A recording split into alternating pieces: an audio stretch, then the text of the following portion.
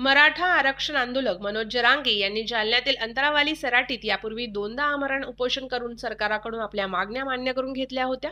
आरक्षणाच्या मागणीसाठी त्यांनी अंतरावाली सराटी ते मुंबई असा मोर्चा देखील काढला। राज्य सरकारनं काढलेल्या अधिसूचनेनंतर 27 जानेवारीला मनोज जरांगे यांनी नवी मुंबईत विजय गुलाल देखील उधळला होता। आपल्या मागण्यांसाठी मनोज जरांगे यांनी 20 जानेवारीपासून जालन्यातील अंतरावाली सराटीतून मुंबईपर्यंत पदयात्रा काढली होती।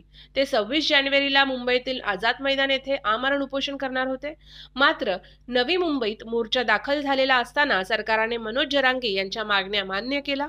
मुख्यमंत्री एकनाथ शिंदे यांनी मनोज जरांगे पाटील यांना अधिसूचनेचा मसुदा सुपूर्द केला।